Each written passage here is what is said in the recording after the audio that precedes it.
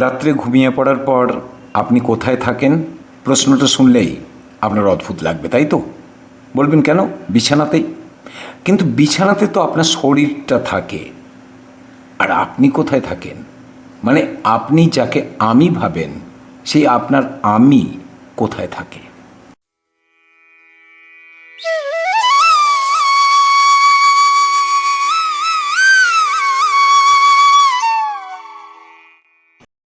যদি স্বপ্ন দেখেন রাত্রে, সকালে উঠে বলবেন কেন স্বপ্ন জগতে ছিলাম। কিন্তু যদি স্বপ্ন না দেখেন, তাহলে কোথায় ছিলেন?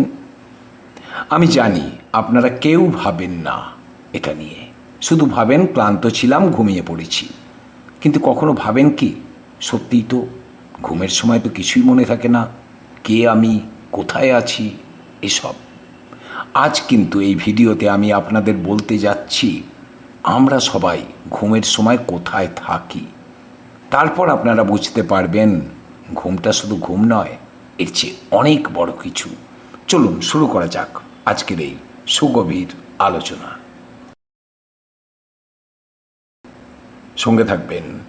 উপনিষদের প্রাচীন জ্ঞান, মনোবিজ্ঞান আর নিউরোসায়েন্সের আধুনিক গবেষণার উপর ভিত্তি করে আপনাদের আমি বলবো ঘুমের সময় আমাদের মস্তিষ্কের মধ্যে আসলে কী ঘটে, আমরা কোথায় থাকি, কেন স্বপ্ন দেখি, কেন কখনো স্বপ্ন মনে থাকে না, আর কেন ঘুমের মধ্যে আমাদের নিজেদের সম্পর্কে সচেতনতা অর্থাৎ ধারণাটা এত বদলে যায়। তারপর যাব মনোবিজ্ঞানের দিকে। আমরা যে আমি বলে নিজেকে চিনি, সেটা কি সত্যি একটা স্থায়ী জিনিস, নাকি মস্তিষ্ক প্রতিনিয়ত আমাদের জন্য একটা সেলফ বা আমি তৈরি করে? আপনি নিজে একটা ছোট্ট পরীক্ষা করতে পারেন। আজ রাতে ঘুমানোর আগে মোবাইলটা পাশে রেখে দিন। চোখ বন্ধ করার আগে নিজেকে শুধু একটা প্রশ্ন করুন, আমি যখন ঘুমিয়ে যাব তখন আমার আমি কোথায় থাকবে?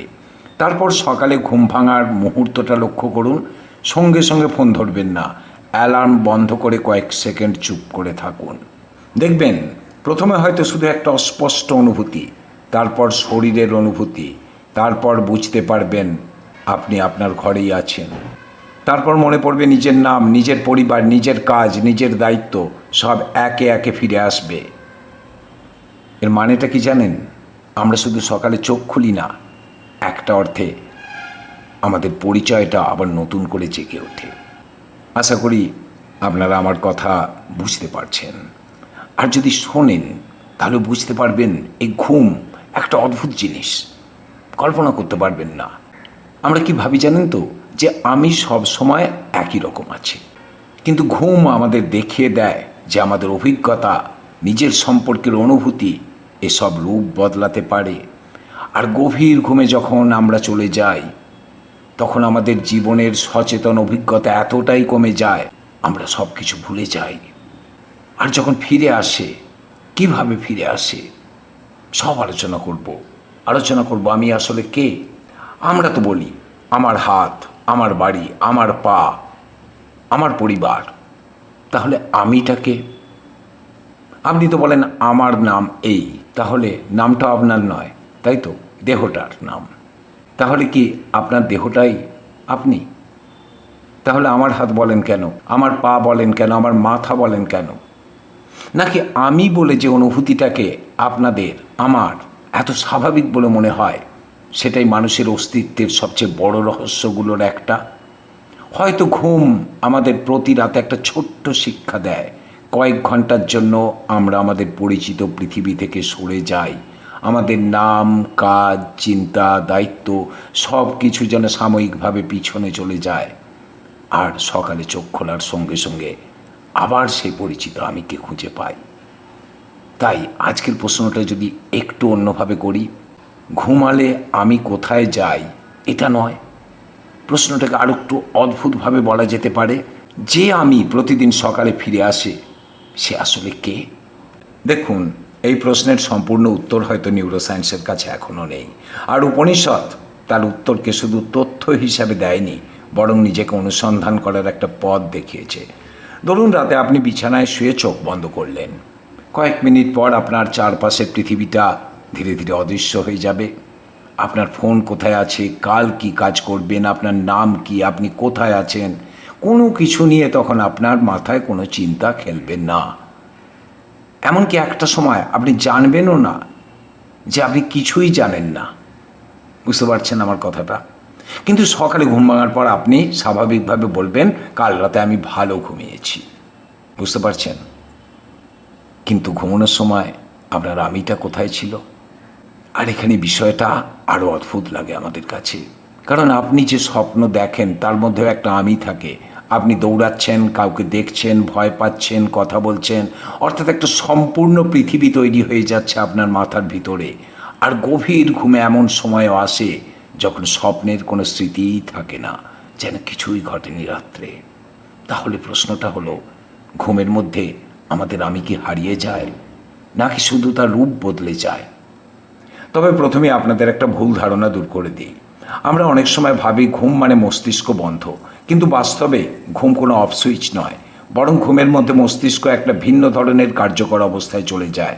ঘুমের বেশ কয়েকটা পর্যায় আছে, এন রেম এবং রেম। এন রেমের মধ্যে আমরা হালকা ঘুম থেকে গভীর স্লো ওয়েভ স্লিপের দিকে যাই। আর রেম অর্থাৎ REM, র্যাপিড আই মুভমেন্ট। আর এই রেম স্লিপে জীবন্ত স্বপ্নের অভিজ্ঞতা থাকে। যখন আমরা রেম স্লিপের মধ্যে অর্থাৎ রেম ঘুমের মধ্যে থাকি, র্যাপিড আই মুভমেন্ট, দ্রুত চোখের মনির নড়াচড়া হয়।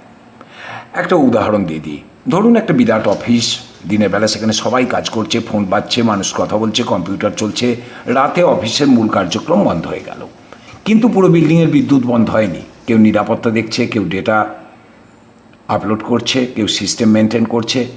ঘুমের সময় আপনার মস্তিষ্কের অবস্থাটাও ঠিক এই রকম। ঘুমের সময় আমাদের মস্তিষ্ক অনেক কাজ করে। তার মানে ঘুম মানে যদি বলি মস্তিষ্ক নেই, ঘুমিয়ে পড়েছে, এটা কিন্তু ভুল। আসলে কি জানেন তো, এটা একটা সচেতন অভিজ্ঞতার পরিবর্তিত অবস্থা। এবার আবার প্রশ্নটা ফিরে আসি, তাহলে ঘুমের সময় আমি কোথায় গেল? দিনের বেলা আপনি যখন জেগে আছেন তখন আপনার মধ্যে এই আমিটা শক্তিশালী রূপে থাকে। আপনি জানেন আপনার নাম কি, আপনার বাড়ি কোথায়, আপনি কি কাজ করছেন, আপনি এখন কোথায় আছেন, আপনার অতীত কি, সব জানেন। এমনকি আগামীকাল কি করবেন তাও জানেন। আর নিজের শরীরটাকে আপনি নিজের বলে অনুভব করেন। মনোবিজ্ঞানের ভাষায় আমাদের সেলফ বা নিজের সম্পর্কে ধারণা একটা জটিল প্রক্রিয়া। শরীরের অনুভূতি, স্মৃতি, আবেগ, চিন্তা, নিজের সম্পর্কে বিশ্বাস সব একসঙ্গে মিলে আমাদের একটা ধারাবাহিক আমির অনুভূতি তৈরি করে। কিন্তু ঘুমের সময় এই যে দিনের বেলার আমি, সেটা কিন্তু অনেকটাই বদলে যায়। ভাবুন, আপনি গভীর ঘুম থেকে উঠলেন, কেউ আপনাকে জিজ্ঞাসা করলো গত 1 ঘন্টায় তুমি কি ভাবছিলে? আপনি বলবেন কিছুই জানি না। আপনি কখনো এমন স্বপ্ন দেখছেন যে আপনি এমন একটা জায়গায় গেছেন বাস্তবে কখনো যাননি, অথবা আপনি এমন একজনের সঙ্গে কথা বলছেন যাকে আপনি চেনেন না, অথবা স্বপ্নে এমন ভয় পেয়ে গেছেন যে ঘুম ভাঙার পরও বুক ধড়ফড় করছে। কিন্তু আপনি যখন স্বপ্নে থাকেন অর্থাৎ স্বপ্ন দেখেন, তখন আপনি বুঝতে পারেন আপনি স্বপ্নের মধ্যে রয়েছেন, আমি এখানে আছি, এই অনুভূতিটা থাকে। আসলে আপনার মস্তিষ্ক মানে আমাদের মস্তিষ্ক একটা ভার্চুয়াল ওয়ার্ল্ডের অভিজ্ঞতা তৈরি করে আমাদের মাথার ভিতরে, আর সেই জগতের মধ্যে আবার একটা আমিকে বসিয়ে দেয়। কিন্তু কয়েক সেকেন্ড পর আপনি বুঝে যান আপনি কে। যখন ঘুম থেকে ওঠেন নিজের ঘর চিনতে পারেন, অর্থাৎ আপনার পরিচিত আমিটা আবার ফিরে আসে। অর্থাৎ রাতে ঘুমের মধ্যে যে আমিটা থাকে সেটা একটা ভার্চুয়াল আমি, আর দিনের বেলা যখন আপনি জেগে থাকেন যে আমিটাকে আপনি অনুভব করেন আমি বলে, সেটা বাস্তব আমি। আধুনিক কনসাসনেস রিসার্চে ঘুমকে এই প্রশ্ন বোঝার জন্য অত্যন্ত গুরুত্বপূর্ণ একটা অবস্থা হিসাবে দেখা হয়। কারণ একই মস্তিষ্ক, একই মানুষ কখনো জেগে রয়েছেন, কখনো স্বপ্নের জগতে রয়েছেন, আবার কখনো এমন গভীর ঘুমের মধ্যে থাকেন যে স্মৃতিটাই মনে থাকে না। মান্ডুক্য উপনিষদ মানুষের ঘুমের অভিজ্ঞতাকে 3টি অবস্থার মধ্য দিয়ে আলোচনা করেছে: জাগ্রত অবস্থা, স্বপ্ন এবং গভীর নিদ্রা।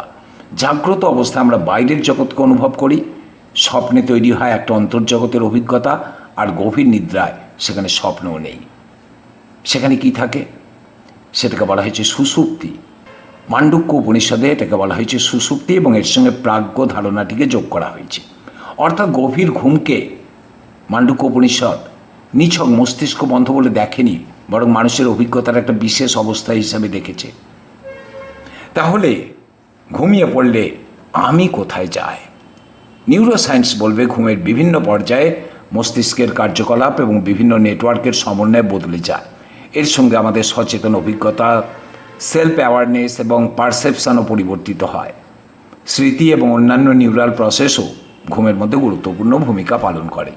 কিন্তু উপনিষদীয় দর্শন এখানে আরও এক ধাপে গিয়ে অন্য প্রশ্ন করে। হয়তো আমরা যাকে প্রতিদিন আমি বলে চিনি, আমার নাম, আমার শরীর, আমার স্মৃতি, আমার চিন্তা, সেটাই আমি সম্পূর্ণ অর্থ নয়। মান্ডুক্য উপনিষদ জাগ্রত, স্বপ্ন এবং গভীর নিদ্রার আলোচনার পর তুরীয় ধারণার দিকে যায়, যাকে বেদান্তীয় ব্যাখ্যায় 3 অবস্থার অতীত এক চেতনার মাত্রা হিসাবে দেখা হয়। কিন্তু বিজ্ঞান তুরীয়কে প্রমাণ করতে পারেনি, কাজে প্রমাণ করে ফেলেছে কথা আমি বলছি না। আবার উপনিষদের দর্শনকে নিউরোসায়েন্সের ফলাফল বলাও ঠিক নয়। তাই মূল প্রশ্নটা ঘুমালে আমি কোথায় যাই এটা নয়, প্রশ্নটা অদ্ভুত, যেটা আমি আগে বলেছি, যে আমি প্রতিদিন সকালে ফিরে আসে সেই আমি আসলে কে? আপনার কি মনে হয় ঘুমের গভীরে কি শুধু মস্তিষ্কের একটা বিশেষ অবস্থা তৈরি হয়, নাকি চেতনার আরও কোনো গভীর রহস্য সেখানে লুকিয়ে আছে? আপনার উত্তরটা কমেন্টে লিখুন। কেননা হয়তো এই প্রশ্নের সবচেয়ে আকর্ষণীয় অংশ হলো উত্তরটা বাইরে কোথাও নয়, প্রতি রাতে আমরা নিজেরাই সেই অভিজ্ঞতার মধ্য দিয়ে যাচ্ছি। আজ এই পর্যন্ত। এই ধরনের আলোচনা শুনতে চ্যানেলটা সাবস্ক্রাইব করে রাখুন, লাইক দিন, মন্তব্য করুন আর শেয়ার করুন। ভালো থাকুন।